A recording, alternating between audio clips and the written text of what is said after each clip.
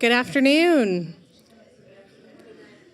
Welcome. You are here for our latest installment of Better Together. And just in case a fire alarm sounds, please remain seated. We will go to a red pole outside and we will not use the elevators.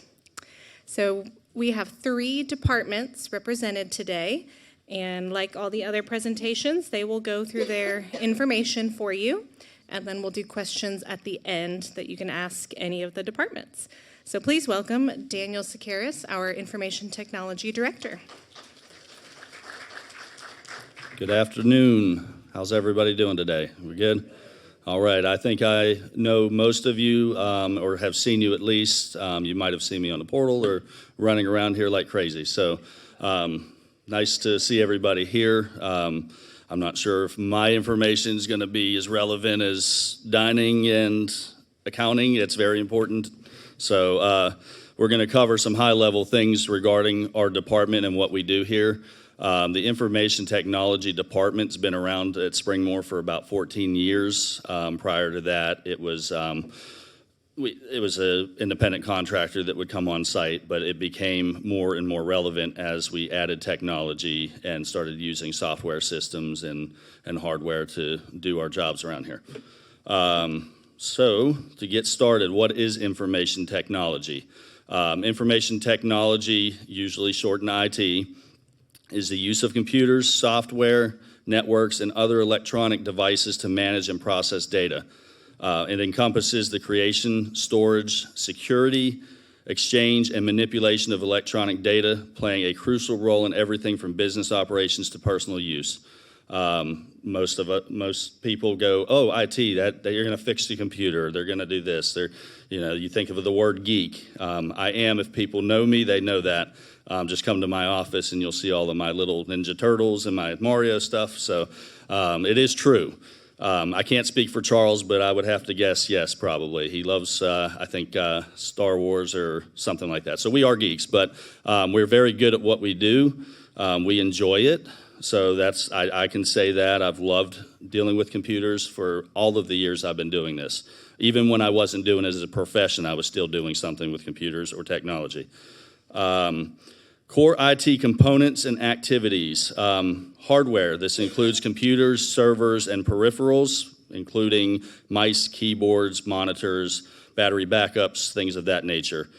Software, that refers to the programs, applications, and systems we use. We have several pieces of software that are used across departments. You guys use one software that we have hosted through a third-party company called Uniguest Touchdown Portal. That is software. Network, that covers the telecommunications and interconnected systems for data transmission, like the internet and our local network here. So if you've heard of the Wi-Fi project and expansion, that's network. You're looking at, we had to upgrade network equipment to make this even possible. So that's what that means. Data management involves the storage, organization, retrieval, and security of information. We handle all of that here. I'm not just a one-lane IT department. We do everything here for Springmore other than host certain softwares and licenses. Processing, that's manipulating and analyzing data to make it useful. We have systems that take the data we input and give us output. We have systems that we can put in data and it sends that data to someone else. Examples of IT in action. This is an example of IT in action right here. So this is a good example of that. Staff using a computer system for an inventory control and budgeting. We have 2 that do that back here on the regular basis, or more than 2. Joanna's back there too. Resident using portal to obtain information. Staff using an email account to communicate with other staff or residents or other people. Or me using a report to see if any workstations need updates. There's hundreds of examples I could use of what I do on a day-to-day basis, just that what IT actually encompasses. So our systems here at Springmore, I would consider us a small to medium-size IT environment. We're obviously not a large corporation or something of that point, but if we were, we would be more than a 2-person IT department. It wouldn't be more just Charles and I. We can manage and do everything we need to with the both of us. We have about 150 plus employee workstations that we manage. That's including medical cart, laptops. We have desktop computers in some locations, all of those, loaner computers. We have 2 cloud servers and multiple cloud-hosted systems, including our email and cybersecurity training. We also use what's called Matrix Care. It is one of our biggest software pieces that we use. It is used across departments, including IT, accounting, the health center for medical records, even your point of sales where you go and you ring up for your hamburger or whatnot. That's all part of that same system. We have 4 on-site servers, so the Paxton Door Access, the nurse call system that's used in the health center, security camera system that we have slowly been upgrading to put onto that new server, and the Sarah alert system that you guys have for your pendants and pull cords. Those are on-site servers that are hosted here. We have 247 total network devices, including fiber modem, cable modem, firewall, network switches, and access points. We have well over 200 access points now, and what those devices do, they are the devices that allow you to connect to our Wi-Fi. We have several Wi-Fi networks attached to those, and soon we will be rolling out the resident Wi-Fi network. I'll have more details on that soon from an article that I will publish and get out to everybody. We have 10 plus software systems and vendors used across the facility. I didn't get a static number simply because there's so many. It would take me a minute to go through and say, all right, this person does this and uses this software and this software and this software. For example, Joanna back here uses Matrix Care Meal Tracker, and the dietitians do as well. But I know she also uses Matrix Care LPC, and she uses our email system, so there's a lot that goes into that. We have 30 plus print devices, so that would be printers or little even handheld printers that print labels. 7 are under a managed contract through one of our vendors. Those are our larger copier devices that it is just more cost efficient and effective to have those handled maintenance-wise and supply-wise since they are used so much. Our support system. We assist staff with hardware, software issues. We manage user accounts and access for multiple systems, including Matrix Care and Microsoft. We upgrade hardware and software as needed, keeping all devices and programs updated and secure. We ensure that staff is keeping up with cybersecurity training. We work with third-party vendors to perform vulnerability and penetration testing to ensure our network and environment are secure from threat actors, which is basically anybody trying to get in and steal information or lock us down. We work with third-party vendors to obtain host licensing for software and hardware systems we deploy here at Springmore. We deploy and enforce IT policy to keep our environment and staff compliant with insurance requirements and HIPAA standards. The HIPAA policy is basically, in a nutshell, it is a way and it is a guideline that we have to follow to ensure your information is not given into the wrong hands or stolen. As a healthcare center, we have to have those standards. We handle everything in our department proactively, not reactively, to keep a high standard and in a consistently changing and high-risk IT landscape. We can't sleep on anything because if we do, we're going to get burned. So I'm very aggressive and almost like, hey, we got to do this now. And that's for a reason, so we don't have those issues. So everything that is handled in IT, we know that it's an issue before the end user is even going to know and get to us in most cases. IT projects completed since 2020. I'm just going to go over a few of these, and this is a small list. I mean, I could have listed pages after pages. I mean, I've been busy. But we installed the fiber line that we use for our business network that will also soon be used for the resident Wi-Fi. We moved email server to cloud.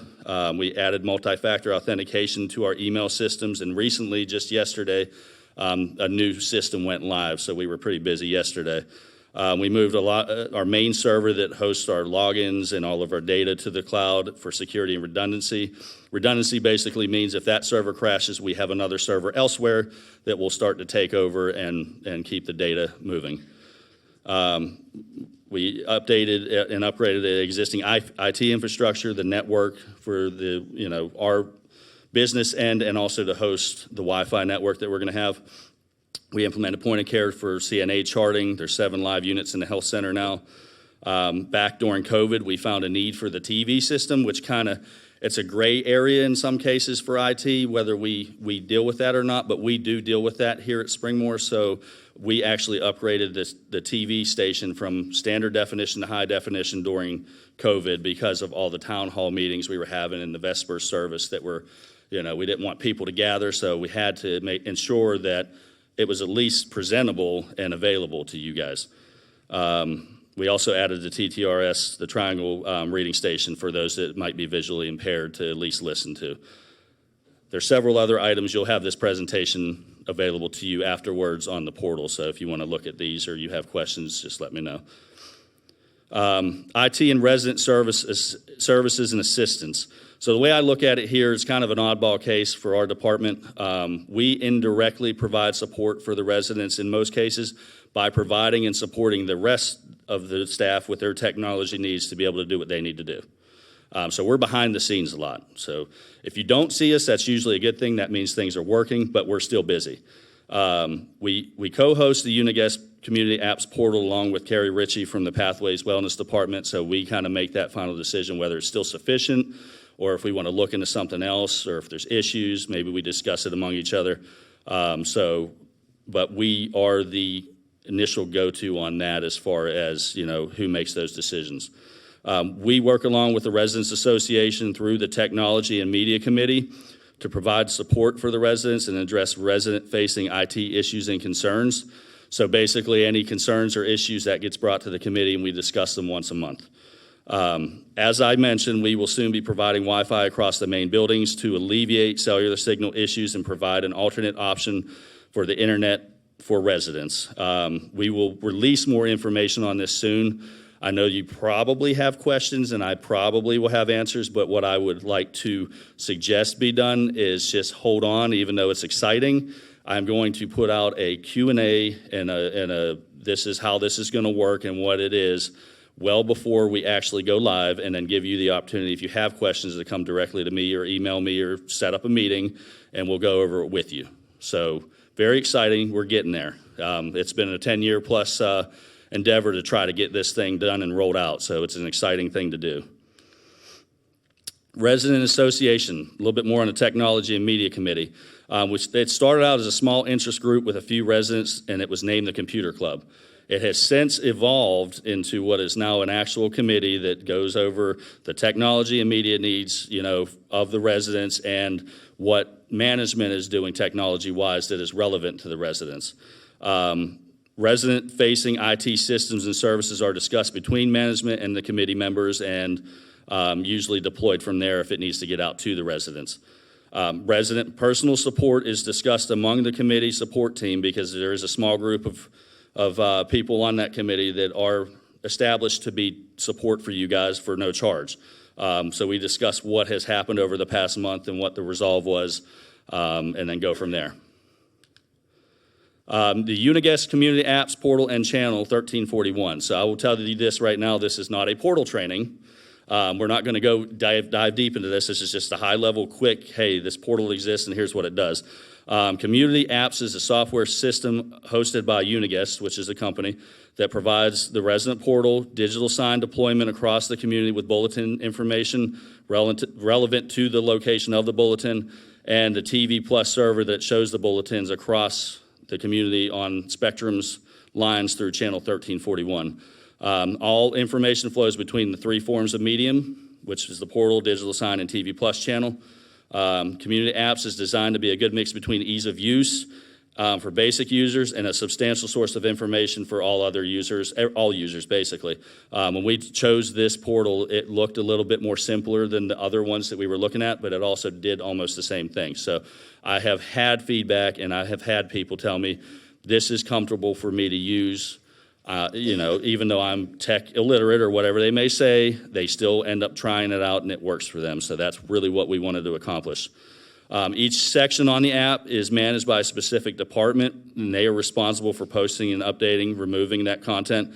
If you have a question or issue, contact that department directly. And I'll just use dining for an example. If you see a menu item or a menu that's not posted or you think it's wrong, then pass that along to them first. I'm just a buffer that's going to pass it right back over to them. So just to save yourself some time, that's the direction you should go. More in-depth training is held when there's a need. Carrie and I usually discuss that using a presentation and then a Q&A session here in the auditorium. So that might be something we consider here in the future again if it's an interest. One-on-one training can be requested through the Tech and Media Committee. And self-help training is available on community apps near the bottom where the apps are.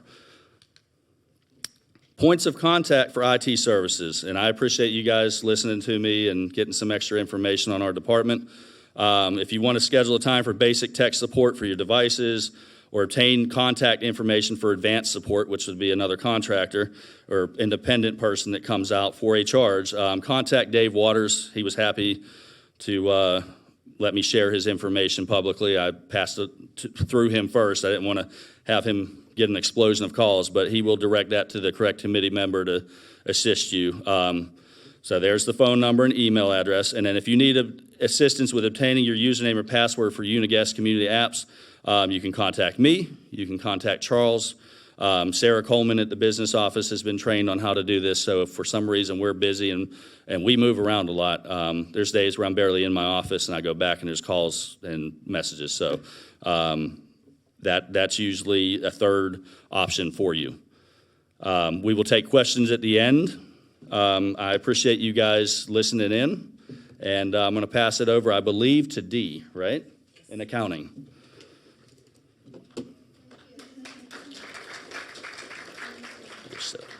And she's got tech support here to get her set up. Yes, There it is. and I appreciate you. Thank You want that? You want that larger? You good? Ooh, Here. yes. There it thank is. How you. about Oh, that? yes, yes, Quicker? thank you. Have fun, Dee. All right, thank you, Daniel. Thank you, IT.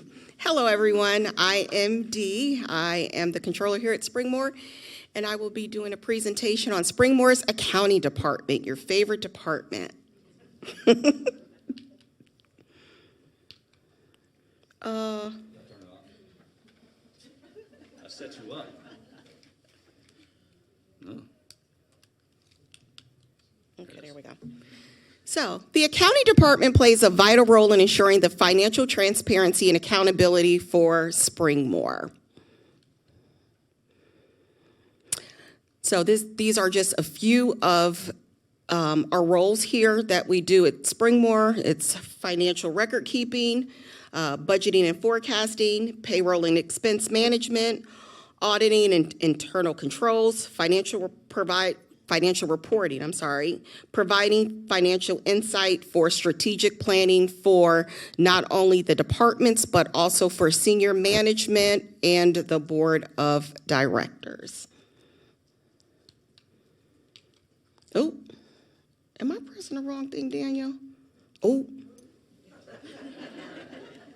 This is a test to make sure he really knows what he's doing. What do you got going? I don't know. There you go. You hit it. Oh, you hitting back and forth.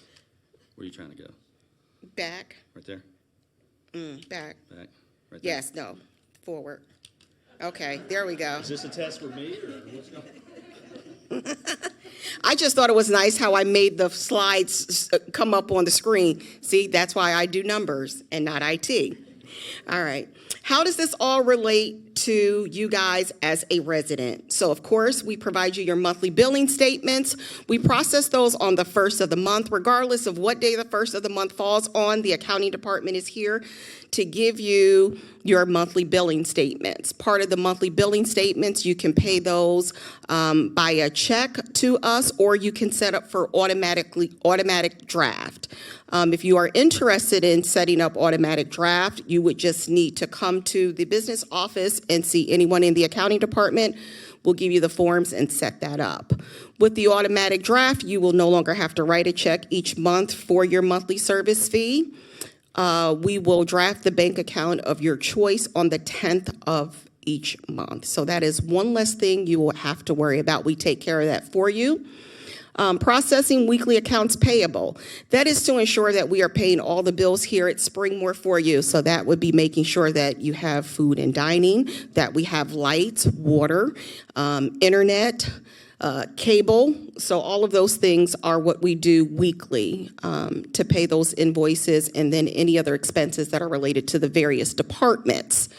Daily accounts receivable. That is when you make your payment, that money coming into the organization is accounts receivable. So we process that as well. We process those accounts receivable, so we can make those accounts payables. And then your favorite is the resident meal plan management and tracking. I know you all love that, and I know there'll probably be some questions at the end regarding the meal plan. So those are just a few things of how what the accounting department does impacts each of you residents. Here is the meal plan. I'm gonna leave this up here for a little bit. We're gonna talk about it.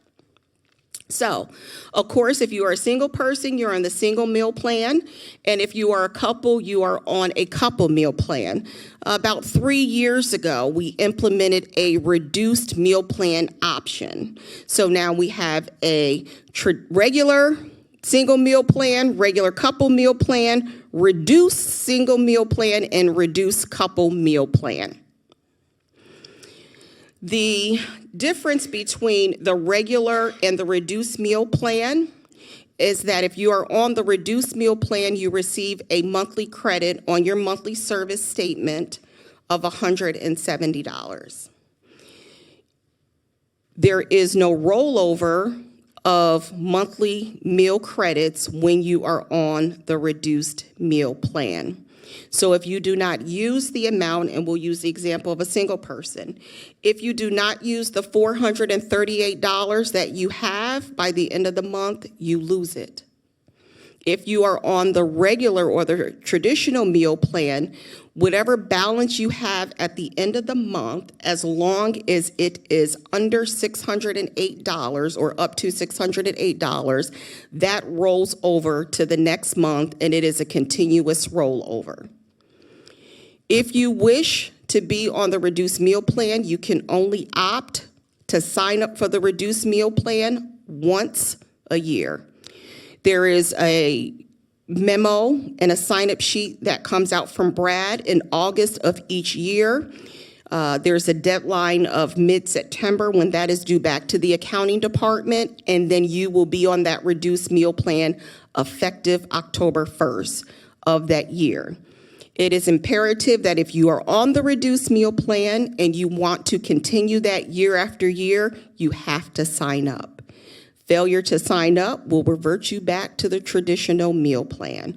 If you ever have any questions, once you send your selection in or your election in, just call the accounting office, Brandy. She processes all of those, and she'll be able to tell you if she received your notice or not.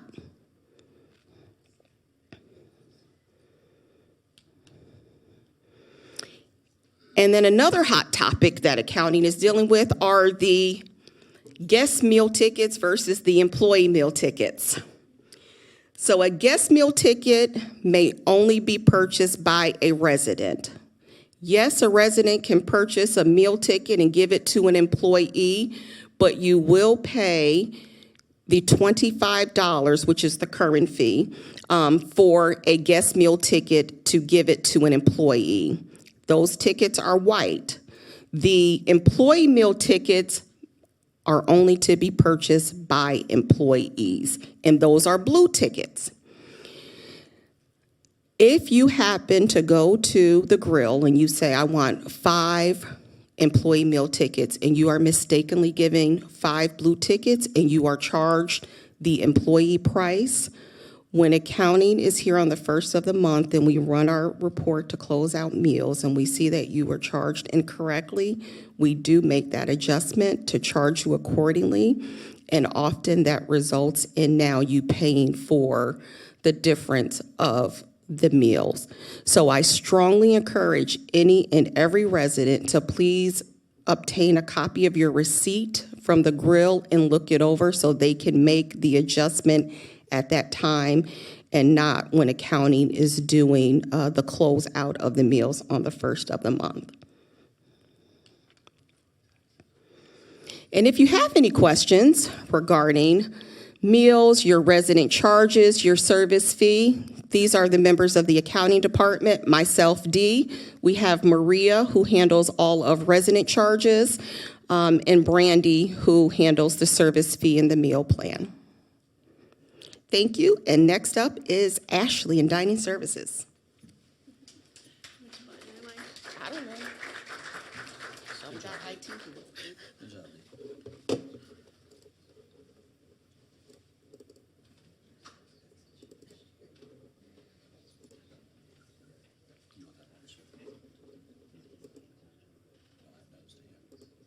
No.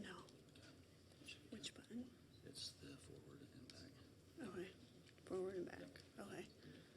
All right. Good afternoon, everyone. I am Ashley Bohanec. I am the general manager over dining services over all of Springmore. So that's North Village, South Village, Supportive Living, and the Health Center. All right. So meet the dining leadership team. So myself, Ashley. Joanna behind me is my clinical nutrition manager.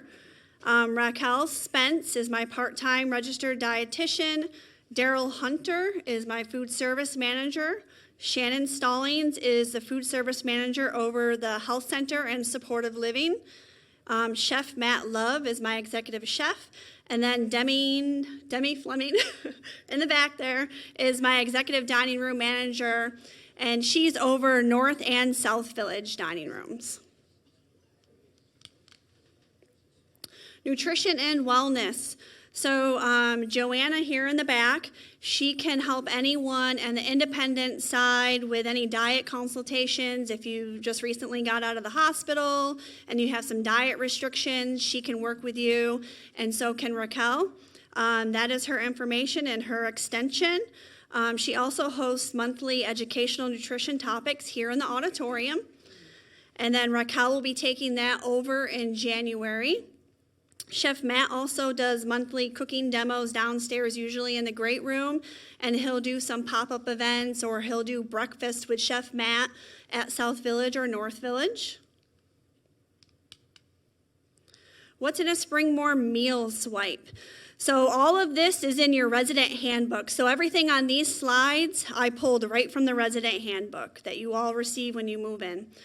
So when you swipe your card every day at the dining room, it includes a salad of the day or the salad bar, soup, choice of an entree, or the Simply Healthy that we offer every day. So you basically have 5 entree choices a day, 3 on the line and then 2 Simply Healthy. Choice of 2 vegetables and starches. If you want to have all vegetables, that's fine. Or if you don't like the vegetables and you just choose the starch that day. Choice of dessert or ice cream, fresh fruit, and beverage. You are allowed 2 beverages per meal swipe. So 2 milks, 2 juices, a milk, a V8, however you want the combination. Dining hours for North and South Village. Lunch is Monday through Saturday, 11:30. Takeout begins 11:45. Starts the regular line for dine-in to 1:15. Dinner Monday through Saturday is 4:45 to 6:45, and then takeout is from 4:30 to 4:45. Sunday brunch for both sides is 11:30 to 1:30. And then dining room is closed Sunday evenings. The grill is open on Sundays, normal hours. And then again, holiday hours can vary. Sometimes the grill is closed. For example, the grill will be closed for Thanksgiving for lunch and dinner. And then for Christmas coming up, it's closed for lunch and dinner. Private dining room and catering. Most people in here know Jessica Rivera, my catering coordinator. She is wonderful. She would be the person you reach out to for any banquets, parties, functions for 10 people or more, or if you want to hold a special little dinner or lunch in maybe the private dining room, the Carolina room across the street, or up here in the auditorium, great room. That is her extension, 7072. We try to do 2 weeks in advance if possible, but we can usually make it work as long as we have 3 business days to get the food in. And then these are the hours for the private dining, which basically mimic the same hours of the operational for lunch and dinner service. Garden Cafe and the Village Bistro. So both North and South Village, the breakfast is from 7:45 to 10:30. Lunch is from 11:30 to 6:30 p.m. We are closed for an hour to prepare for lunch from 10:30 to 11:30. And then we have the Springs and the Willow Springs Lounge across the street. They're open Monday through Saturday, 3:30 to 7 p.m. You can go in there and try the bar menu. Right now there's a cheesy bread with some marinara that's been really popular, and have a glass of wine, or you can bring your own wine or your own liquor. We are closed on Sundays in the bar. Guest dining and reservations. Call at least 24 hours in advance to host a guest. The extensions are right up there on the screen. Guests may use resident meal card, or they may pay by credit card at the Grill or Bistro if they purchase their own guest meal ticket, and that is $25. More than 10 guests, we encourage you to contact Jessica. Table reservations are held 10 minutes past the time before we release the table in the dining room. And then again, residents can purchase up to 5 guest meal tickets at $25 daily. Premium meals. For anyone that does premium meals Wednesday through Friday for each side, you can do it for lunch or dinner. You have to order by Friday, 3 p.m. for the following week. So if you wanted to do a premium meal for next week, you would have to have your reservation in to Jessica by 3 p.m. this Friday. That ensures enough time to get the food in on Monday, and then for the team to start prepping the food. Cancellations must be made within 24 hours in advance, or you will be charged for your reservation. If a resident or party arrives 10 minutes or more after their scheduled reservation time, the premium meal will be automatically canceled. In this case, the resident will be asked to proceed through the regular serving line for lunch or dinner. And that's it.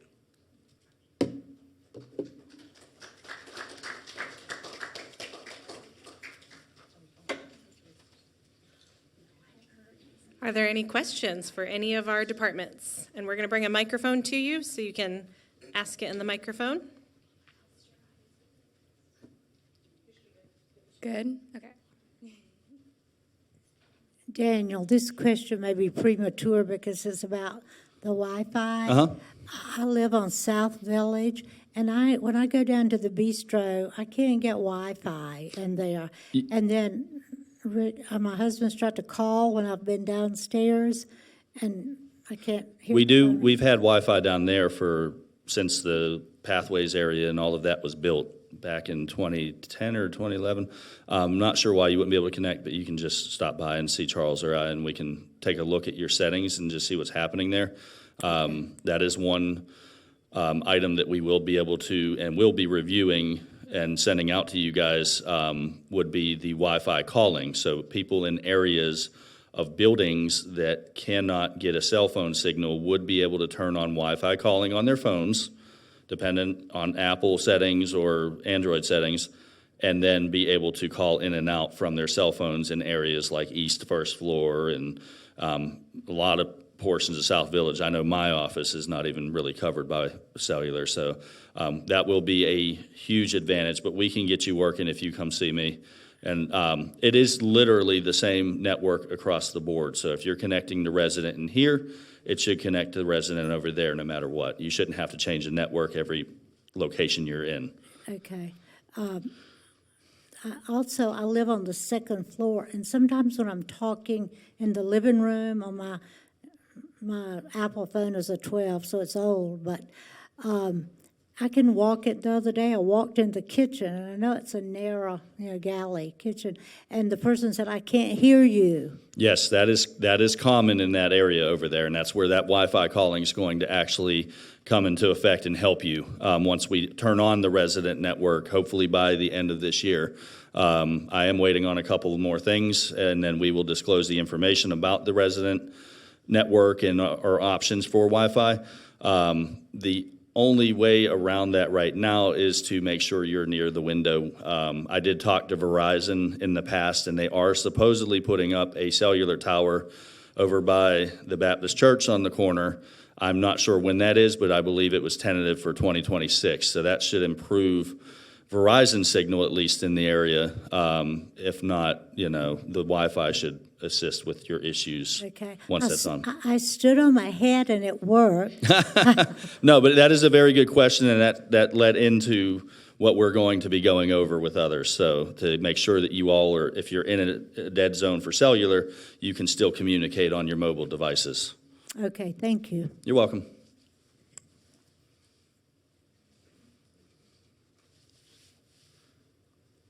I don't have the mic.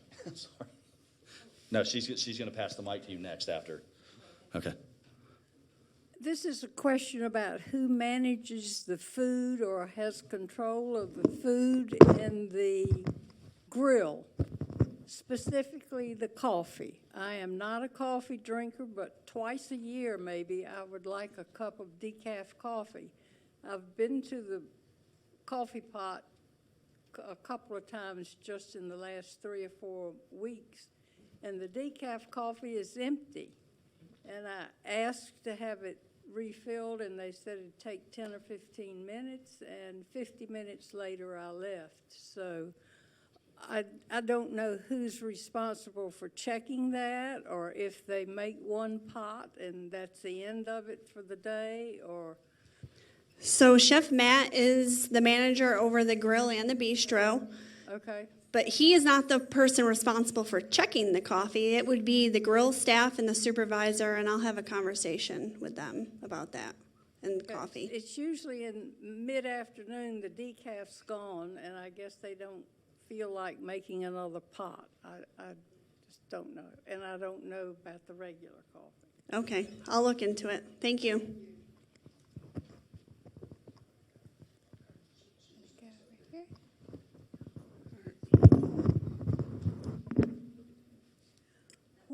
What are the specific steps to get these programs on my computer? Are you referring to the PowerPoint presentations? Yes. What we're going to do is I actually just asked Carrie not too long ago through a Teams message, but I wanted to confirm we were going to put them up on the portal. They will be on the portal in a PDF format. So you'll be able to go onto the portal from your computer if you would like and download them. What are the specific steps? If you want specifics, I would have to visually show you, but it's going to be in a location on the portal, and when you click on the file, you will have the option to download it. So when you click on the PowerPoint presentation inside of the portal, yes, then you would be able to download it if you wanted an actual copy on your computer. Otherwise, you can just view it from the portal if you don't need to save it anywhere else. It'll be available there. We don't know yet. That we're going to work that out, and then we'll send out a message. We'll let you know. Thank you. Yes. Yep, we don't have that information yet, so I can't tell you. Okay.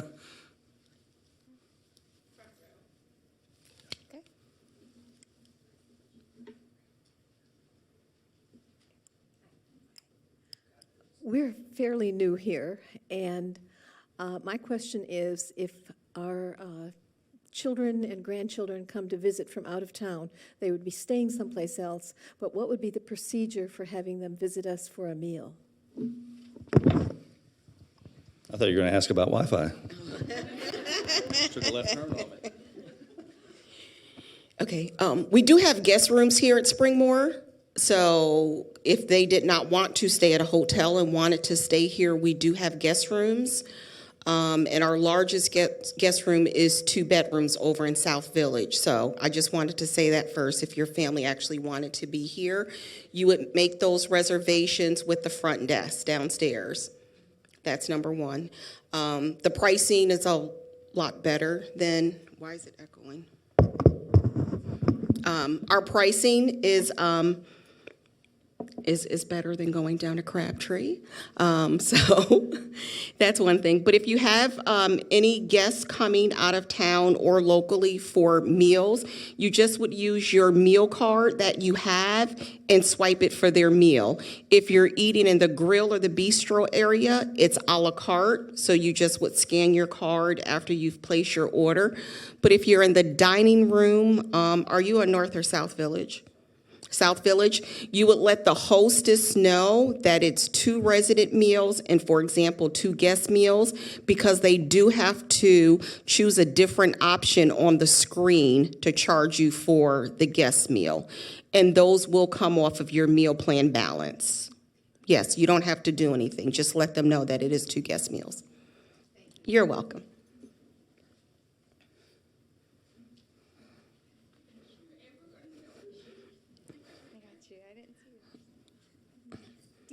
Yes. I understood from the screen that employee meal tickets can be purchased by employees only. Did you hear me? You said that from the screen. Yes, employee meal tickets, the blue tickets, can only be purchased by employees. But then I understood you to say that if we purchase a ticket for an employee, we bring the receipt to you to make an adjustment?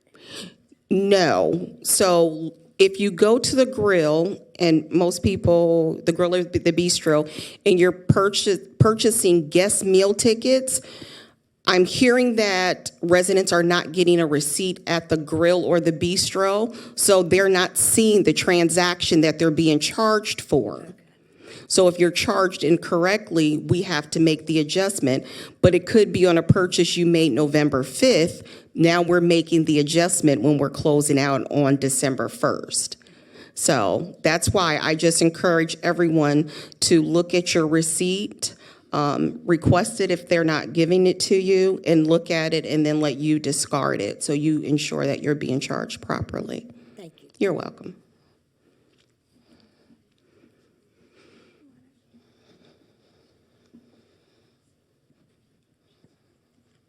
I have a question for Daniel.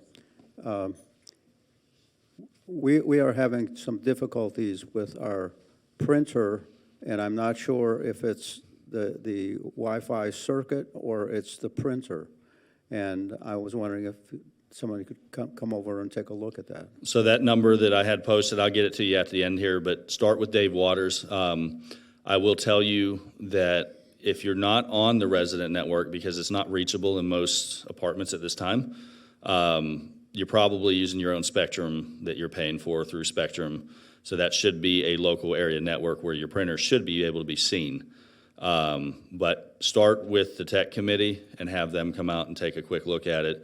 They'll get to me if there's something that they need, a question answered, or but usually they're pretty good. Especially John Robinson, if you know him, is excellent. He loves doing it too. Yes, So. he's actually looked at our system. Okay, just contact Dave again, and then if John needs to come to me and give me a little bit more information, I'll see what we can Okay. possibly do.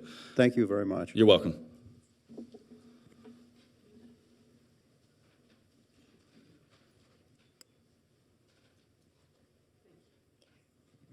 I want to piggyback on Jean's question about the meal tickets. We have guest meal tickets that we purchased at 23 in past months. Yes. We can use them for the 25 and Yes. not be. There is no expiration date on a meal Right, ticket. Okay. Then we have also purchased white employee meal tickets for 23 that we still have. What do we do with them? So when did you guys go to making the employee meal tickets blue? Do you know? It's been in the past year. So you're saying that you actually have white tickets that say employee meal ticket? Yes, we do. I would say those are okay to keep right now because they are differentiating the colors. A guest meal ticket is white and an employee meal ticket is blue. Now, we paid the same for them as we did for guest meal tickets. Yes. So can those be interchangeable? So they should switch them out. Okay. I can't hear. Oh, no, we were just saying. Hold on. See me after, and we'll tell you how to do that. Okay. Because there is a difference between an employee meal ticket, what we as an employee can get off the line, and what a guest can get off the line. So we want, if you're paying that $25 for the guest meal ticket and giving that to an employee, that they're getting everything that you're paying for. Okay, that was not my question. I know, but so I'll I'm see saying, you if you after. come see me, we'll have I will. those switch it out, yes. Okay, thank you.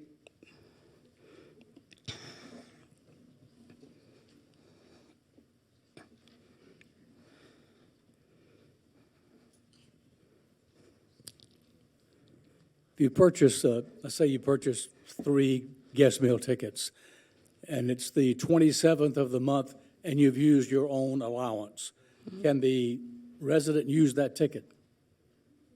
Yes, Okay, yes, sir. thank you. You're welcome.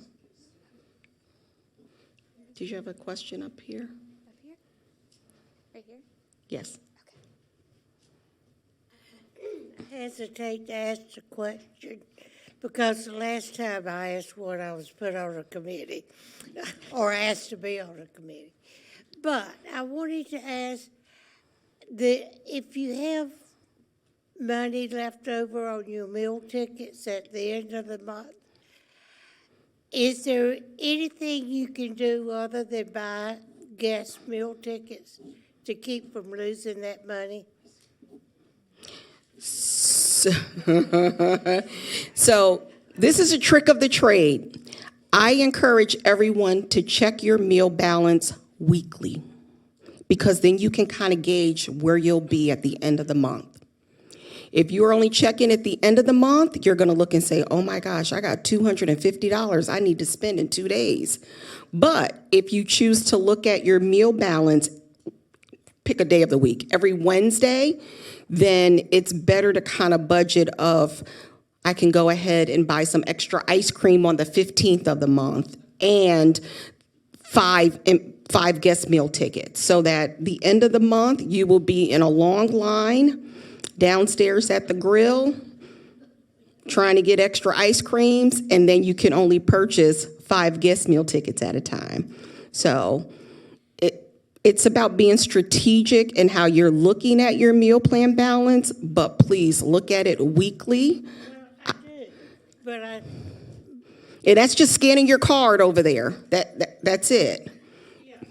but still, how much ice cream can one eat? Yeah, that's a thing. So is there anything else? No, it has to be at the grill or guest meal tickets. I'm sorry. Or, yes, premium entrees. You can buy sodas, but again, the grill has to limit the number of items that you're purchasing because we have to make sure there's enough for all residents. So I know there is a limit of 4 sodas a day. Four across the board for items a day. It just seems that everything that you can spend it on is sweets. And, I just, can you buy a loaf of baked bread? No, you cannot buy anything in the convenience store. The convenience store is a different department and a different pot of money. So unfortunately, you cannot use your meal plan in the convenience store. Well, the last time I asked a question, I said I was asked to be on the committee. It just happens to be dietary. So I'll see you in January, and we'll talk. Okay, Thank you. you're welcome.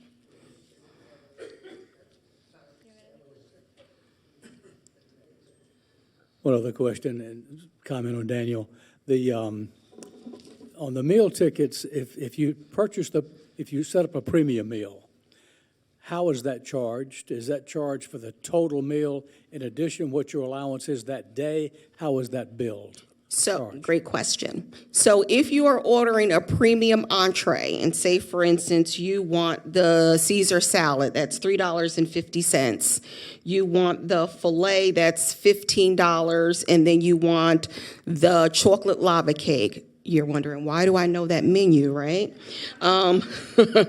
You will be charged the $20 for your meal for the day, the $3.50 for the salad, the $15 for the entree with the 2 sides, and the $4 for the dessert. So anytime you order a premium entree, you will be charged the $20 meal price on top of the other items that you purchase from the menu. Okay. And to comment on Daniel, some of us aren't quite as knowledgeable as he is. And I had an issue, and he was very patient with me. He probably doesn't remember it, but I had an issue. He did. He did.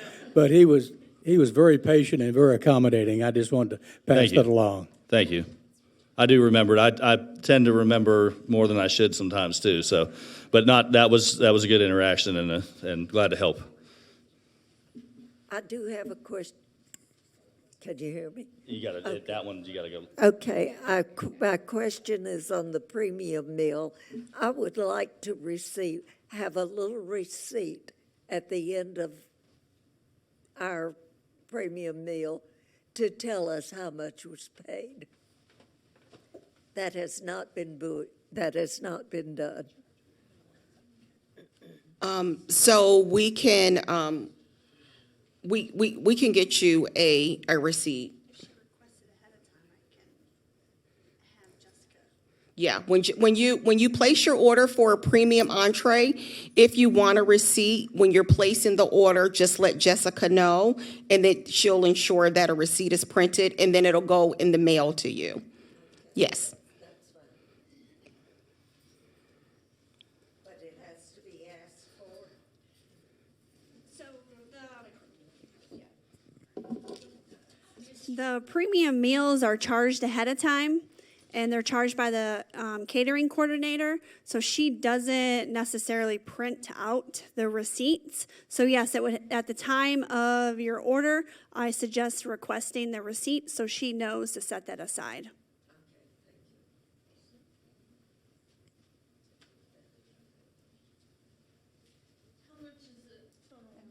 Monthly meal. No, I just want to know how much is the monthly meal? Okay, her question was how much was a monthly meal? The regular, currently for a single person, the regular meal is $608 per month. 608? Yes, ma'am.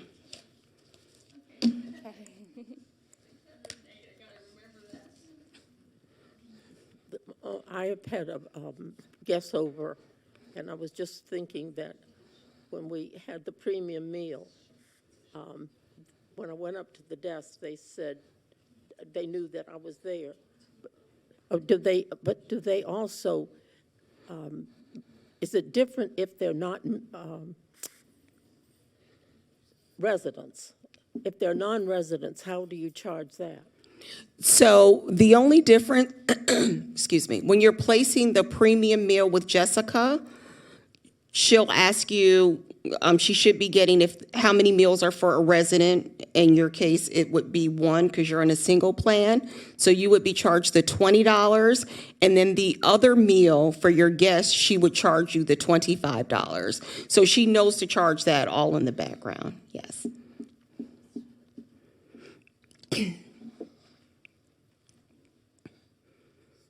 So just to clarify, Dee, because this is sort of a shock to my system, when we order a premium meal, we're charged $20 up front for the privilege of doing it, and then the a la carte cost on top of that. Yes, ma'am. Okay, thank you. You're welcome. Okay.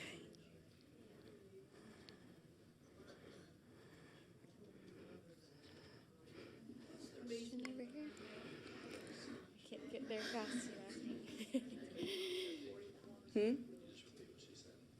What happened? Oh.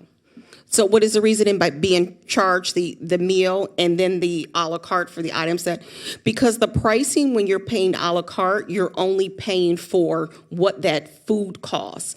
The $20 is paying for the staff to cook the food, the utilities, to operate the kitchen, the products used to make the items, pans, and whatever else. So there's a lot of additional expenses that you don't see that's behind the scene. That's what that $20 is charging. So when you're paying the a la carte, that is only for the food, the actual food to make the dish and nothing else.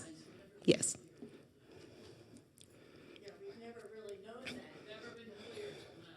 Well, here I am to make it all clear for you.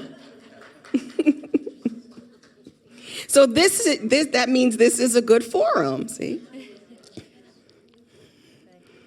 So the $20 plus the a la carte for me, if my children are coming, are they also charged the $20 plus the a la carte? They're charged $25 plus the a la carte items. Yes, ma'am.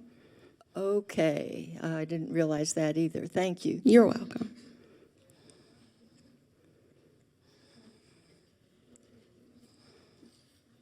Any more questions? Any other questions?